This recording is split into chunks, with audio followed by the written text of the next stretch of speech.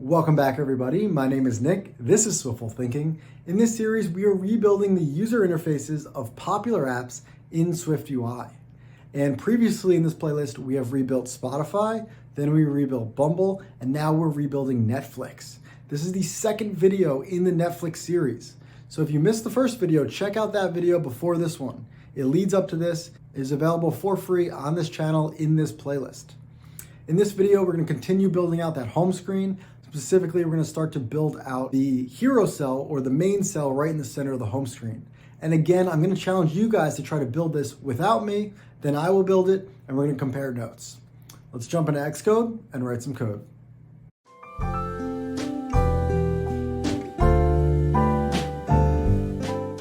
And we're back. What's up, everybody?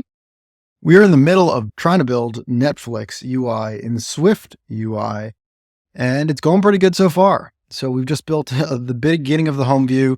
We got our header up here. We got a really cool filter bar with some cool custom animations, and it looks really nice. But we got a lot to do, and this is where we're going. So in this video, we're going to build out this cell here. We're going to call this the hero cell. And we're going to build out these rows here. So this row, as well as all of these rows, it's all going to be the same logic, except this row will have a little extra stuff in it for the top 10. Let's start with this cell here. And I'm again going to challenge you guys to build this one yourself, this cell at least. So let's begin by jumping into our code base. Let's open up our navigator, create a new component. Right click, new file, SwiftUI view. I'm going to call this the Netflix hero cell, and let's click create. I'm going to set up the initializer, and then you guys should try to build it yourselves. So we're going to do an image name of type string. We'll set it equal to the constants dot random image. We're going to have a variable for is Netflix film of type bool, and I'll set it equal to true for now. So if it is a Netflix film, it's going to have this little N with the word film here. We're also going to have a title of type string. Let's set it equal to, I'm going to say players for now. When I look Netflix, it says players right now. I don't really know what show it is. Maybe it's good. Let's say categories, ORIs, which will be an array of string. And for now, I'm going to set it equal to raunchy, romantic, and comedy. These categories are going to be these little dots here. So Netflix has like raunchy, romantic.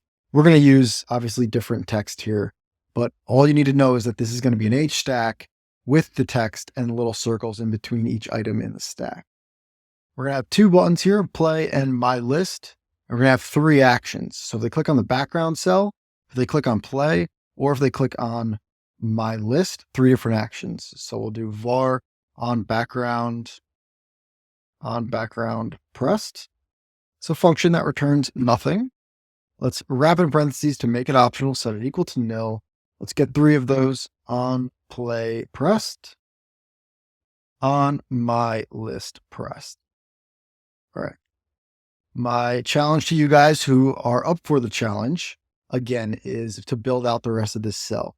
So this is what the cell looks like. I will give you one quick hint. So the entire cell, we're going to add a dot aspect ratio of 0.8, and we'll make it dot fit. So this way, if you create like a max width, like a rectangle, it'll stick to the aspect ratio that we actually want it to have. I'll add some padding out here of maybe 40, and you can actually see the aspect ratio. So that's what we're going to go with. Replace this rectangle now with the actual code. It should look like this. And so just to walk it through, we have a Z stack. The background layer is going to be an image. The foreground layer is going to be all this content here. This content is going to be in a V stack. We have, if it is a Netflix film, put this on the screen. Here's the title in really large font. Here, we're going to loop on all of the categories and put them side by side in their own age stack. Then we have two buttons here, and the actions on each of these buttons are going to do something. Go ahead and take a couple minutes, pause this video, try to get that going. Again, if you are up for the challenge, you're building it yourself, I would love to hear that feedback. So leave a comment below if you did succeed in building this hero cell or not. I think this is a great way to really know if you are ready for a job, if you can start to build some of these cells yourself. So if you can't build this cell yourself, then I guess we have a lot to learn. Let's get going here. I'm going to create a Z stack, open the brackets. In the background, we'll do an image loader view, pass in the image name, and we don't need the resizing mode.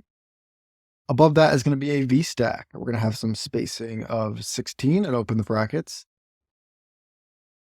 Very top, we're going to have some text. Let's just put hi for a second. I'm going to give this a background of color.red just so that we can see where we are working. All right. I hope you guys recognize that I use these backgrounds all the time. It is the fastest way to build in SwiftUI by just like setting background and seeing what you're doing. Let's add in here a V stack, also with spacing, but this time of 0. And then we're going to say if is a Netflix film, we're going to put a little H stack here with spacing of 8. We're going to first put the text with the letter N. Let's go foreground style Netflix red. Let's go font large title and font weight of black. So it's really thick. You can see it here. I'll make this blue background. That's actually not the Netflix N. Obviously, it's not their logo. I don't want to get in trouble for using their logo. So we're just going to use a red N. And to the right of that, we're going to have text that says film. We're going to make this font subheadline, and we're going to make this font weight semi-bold and foreground style of .Netflix light gray. One thing that I really like that we don't use very often here is the kerning. So if we look at the actual ma, there's a little space between each of these letters.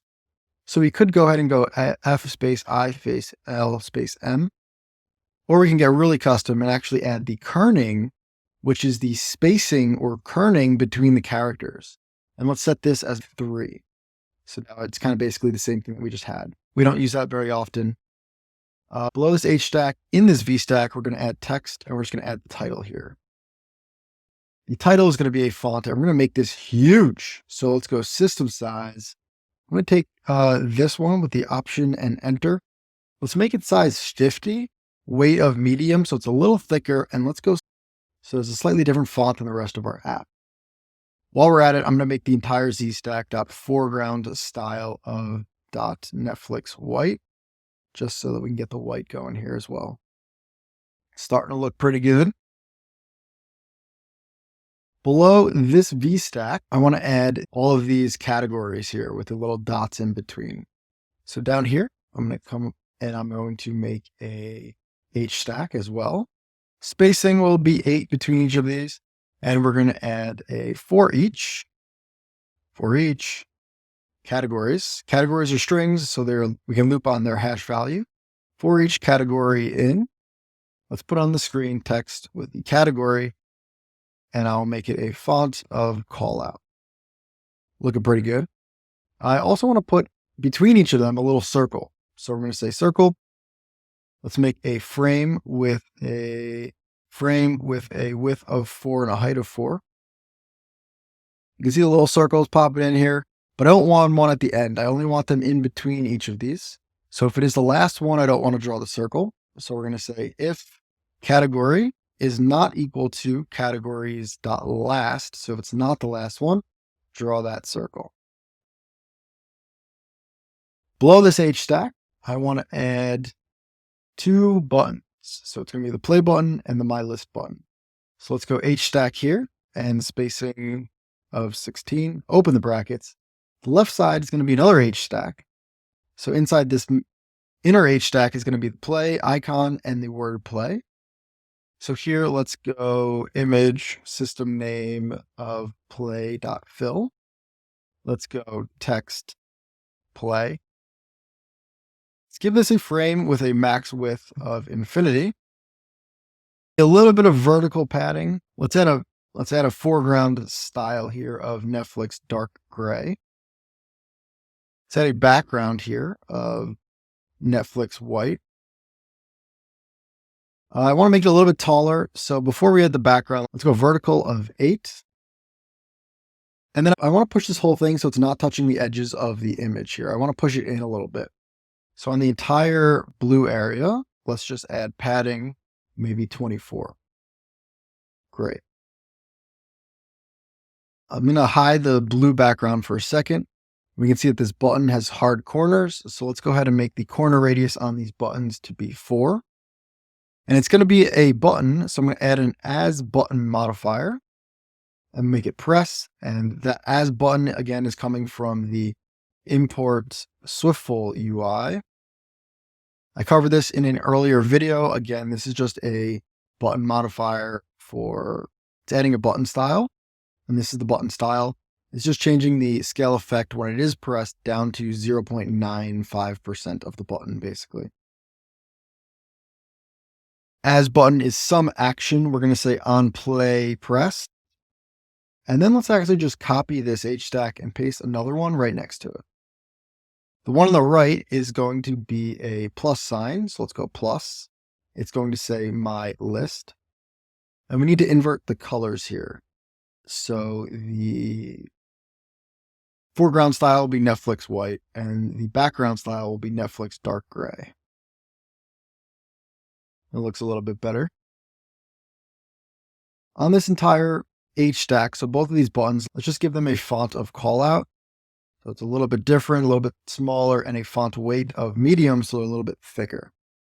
Next, obviously we can barely see this, and that's because there is no background. So I need to add a background here, but I don't want it to be in the center of the object. Let's put it at the bottom.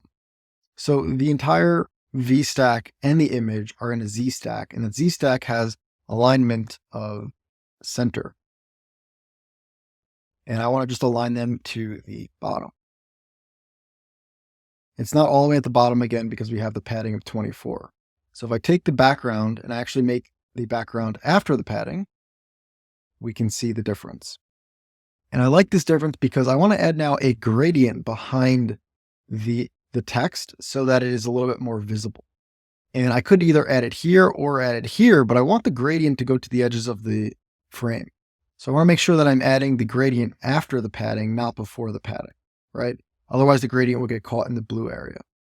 So I will replace the red with a linear gradient. Let's add the colors. Triple click Control M to format. Let's go from .red to .blue. I will delete the blue background here. Let's go from the top to the bottom. So the color is going to be the Netflix color. So Netflix black. Let's make these multiple lines. The top color, I'm going to go .Netflix black, and the bottom color, let's go Netflix black as well. From the top, let's go from .opacity of 0 all the way down to .opacity of 0.4. Cool. And I want to extend the 4 so that most of the linear gradient is actually at 4 and only the top little bit goes down to 0. So what I'm going to do is copy this and then just paste it 3 times. Just a slightly different, but it still looks pretty good. And you can play around with this if you want. Usually if you have a UI designer or a UI team, they'll actually give you the exact gradient that they want. Like I can see that the film is a little hard to see here, but this is close enough for now. Lastly, let's come down here on the entire object. We want to add some corner radius to the whole thing. So let's add a corner radius here, 10. That doesn't work, and that's because the aspect ratio is clipping it. Put it before the aspect ratio, and then we got corner radius. That looks good. Last but not least, let's add an as button. Let's make the background a tap, and then we're going to call on background pressed action. And it just reminded me this should be on my list pressed. And just like that, we have our hero cell all set. I'm very curious if you guys got close to this or how close to this you guys actually got. I'm going to change this to maybe Netflix white just to make it pop out a little bit more. But yeah, so this is our hero cell. It looks pretty good. Let's jump back into the Netflix home view now. And we can see in the simulator here, when I scroll, the hero cell is actually going to go back behind the headers here. So we have this custom nav bar that we're building, but the scroll view is actually a separate component. It's going behind that. It has nothing to do with the headers. So it's like if there was a Z stack, the header's in the front and the scroll view's in the back. So totally separate component. So what we're going to do is actually add another component. So here's my header, and behind the header, I'm going to actually add a scroll view. Go scroll view here, go vertical, and let's obviously hide the scroll indicators. I wish these were hidden by default. And then anytime I make a scroll view, I like to actually see it on the screen first. What we're going to do here is add a VStat, spacing of 0, open the brackets. And I'm just going to add for each. Let's go 0 less than 20. Item in. Let's add a rectangle. Give it a fill of color.red. And let's give it a frame with a height of 200. All right, spacing, let's actually make it 8 for a second. So I can see all of my cells here. And the problem we're going to have is that the first cell I want is going to be the Netflix hero cell. Let's put that on the screen. And the problem is, obviously, if I look at the header that we just built, so I'll add on the header a background of color.blue. And if I take out the spacer, we should see it better. You see that it's blue. It's now in the center of the screen because we took out the spacer. But all of these are in a Z stack, right? A parent Z stack. So the default alignment is center. But let's actually just align them all to the top. So the problem I have now is that this cell in this scroll view does not account for the header here. So the actual cell should start somewhere around here and not all the way up here. And this is now obviously a problem. And the way we're going to fix it is basically, let's get the frame of the top section here. And then we're going to add a fake cell in the scroll view that is the same height as the top section. I hope that makes sense. So I'm going to come down here onto the Z stack where I have this blue background, and I'm going to add a dot reading frame. That's coming from the import SwiftUI framework. Again, this is just wrapping a geometry reader on the background and getting the geometry of the object. We want to get the frame on the screen here. So at the top, let's go add state private var. Let's call this the full header size of type CGRect and set it equal to .0 to start. Then we're going to set the size of this equal to the size that we get from the frame. So full header size equals frame dot size. CG size, not CGRect. Cool. And now what we're going to do here is actually, I'm going to put the scroll view in front of the header for a second. At the top of the scroll view, I'm going to add an actual rectangle. Let's go fill color.orange. And let's just give this a frame with a height, the same height as the full header size .height. So it's the exact same height as the header now. And we're going to give it an opacity of 0. So I don't need to fill color orange. And I'll move this now back behind the header. And so now we can see that the first cell is actually starting exactly where we want it to start. So there is a fake cell up there, but the users can't see it. Nobody really knows about it. And this is looking much better. Next, we clearly have the hero cell on the screen, but we don't actually have a product for it. So let's get some products going on the screen here. I'm going to create up here and at state private var, let's call this the hero product of type product. Let's make it optional, set it equal to nil to start. And then we're just going to say here, if let hero product and open the bracket. If we get the hero product, we're going to put the hero cell on the screen. And then we're going to hold the option, click enter, triple click, control M. And now hero product, let's go dot first image. Let's go true for is Netflix film, hero product dot title. Categories, let's just say, we're going to make this up. We're going to go hero product dot category dot capitalize. And let's go hero product dot brand. On background press, we need an action. On play press, we need an action. On my list, another action. Let's add a little bit of logic to load in a product. So we've done this a couple times now. I'm going to go back to our Spotify view where we had Spotify home view. We had a get data function. The get data function gave us current user products and product rows. And we're actually going to reuse all of that. So I'm just going to copy the full function, come back into my code here, and just paste in get data. Let's create a task that says await get data. While we're at it, let's create the toolbar visibility is hidden for the nav bar. We need products, we need a user, and we need product rows. So I'm going to go back to Spotify real quick. We had user, products, product rows up here. Current user, we're going to do select a category we don't need, products we don't need, but product rows we will have, and then hero product as well. All right, so down here, this will be if the product rows are empty. This will be the current user. Let's say let products equals the result of this function. Let's get all of the products, not just the first 8.